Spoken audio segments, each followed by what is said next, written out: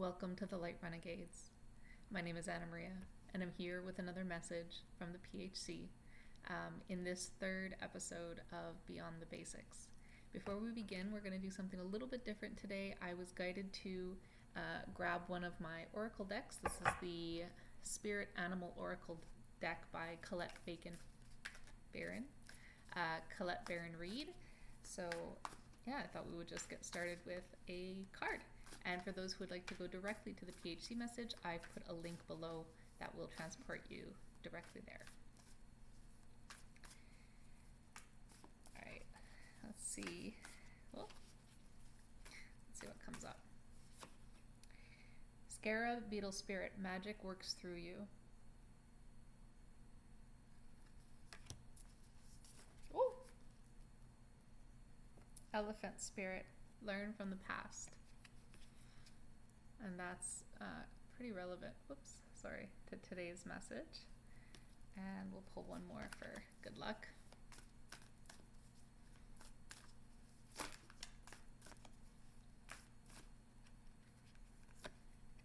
Cat Spirit, claim your independence. Ooh, I like that. And while these aren't the words that are expressly used, look at that imagery.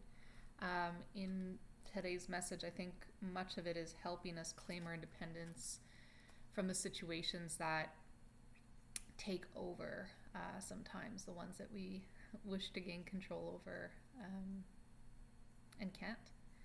And yeah, the message kind of goes into us taking more control over our internal states. But with that, I'll go ahead and pull it up and we can get into it.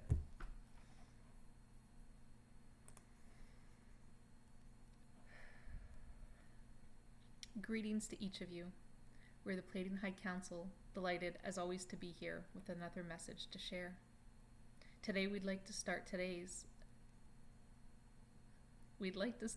message with a question, and we hope a brief moment of honest self-reflection.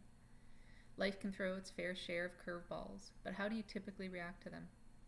How do life's mishaps, complications, setbacks affect you in the moment and beyond?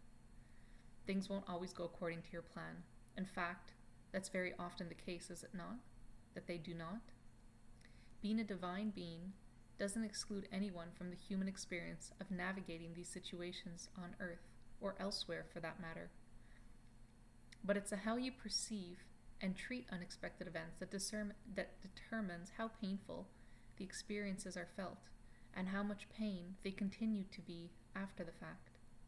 How much lament and disruption you allow into your field when all is said and done. Your society has been built on efficiency, and you've been raised with the beliefs that on time, on schedule, as planned, best bang for buck are success indicators. That having accomplished something within those parameters means that the endeavor was worth it.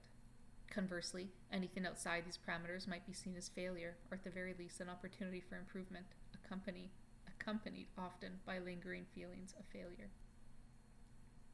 We see so many of you getting annoyed, angry, sad when things deviate from your plans, feeling like you failed or someone, including us, has let you down, like your work and your efforts were for naught. But what if that wasn't the case? Today we extend an invitation, and we hope you'll accept. Over the next few weeks, we would like you to bring your conscious awareness to the obstacles you are faced with. For example, something breaks, something spills, something gets lost, you're late, you've detoured, you've made a mistake, you're wrong about something.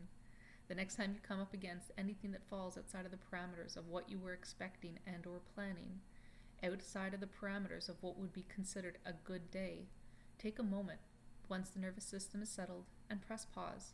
See if you can take a mental step back from the event and all the emotions and feelings around it, far enough for the perspective shift that allows you to see the bigger picture. And as you do so, to sit in the knowing that you have a choice as to how to proceed.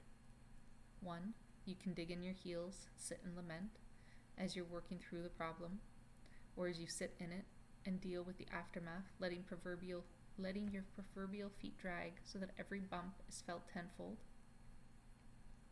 Or you can release the grip you have on the situation and what it should have been, and understand something bigger is at play. Something else has directed you here. And in that knowing, to let yourself be like water and flow with the curves. And even if not fully embracing, then at the very least surrendering more to the ups and the downs. The more outrageously inconvenient things get, the more outlandish the factors that direct you from where you were going to what you were doing, the bigger the opportunity to take a good look at what is going on. See it, acknowledge it, and then release it. Sometimes you receive glimmers of understanding, something to point to the why an event or detour or mishap occurred. You might see how it was all meant to redirect you to something better, save you from something worse, add the time buffer required for you to connect with someone or something in particular, or to bring your attention to a lesson that needed learning, a karmic event that was agreed upon elsewhere. But you won't and can't always see the reason behind these redirections right away. And this is where faith comes in. Faith, trust, and acceptance about the fact that you cannot understand it all. Ultimately, though, it is within your power to choose how you navigate life's disruptions. And that is what we want to bring to the table today. The precise moment when you feel as if you've lost control of a situation. This is the moment you are given the opportunity to regain control over yourself, your actions, your thoughts, your feelings, to take the reins of your internal state and choose how you navigate your internal world. We love you, and we leave you here until next time.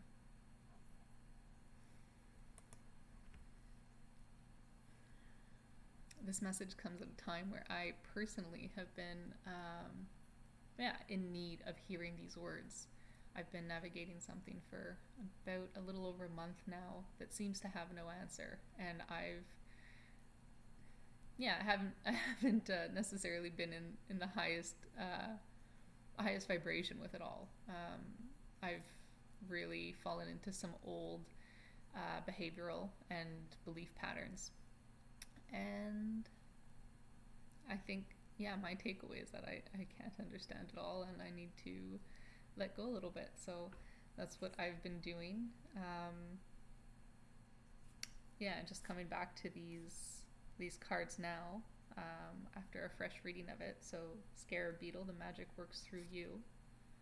And I think that comes down to our perspective on what's going on.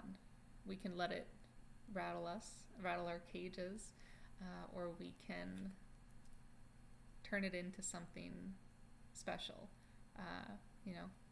Instead of crying over the spilt milk, maybe making it count for something. I don't know. And claiming your independence, not letting things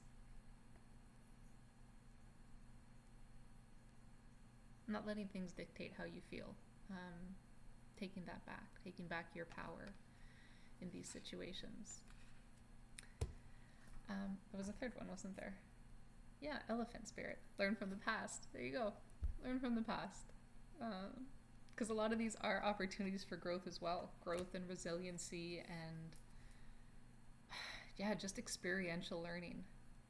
And this is a message that came through a long time ago, but everything that we're doing right now is preparing us for, some of the bigger events down the line. So the trials, the tribulations, the ups, the downs, everything that we're working through now is almost like our training for what's to come.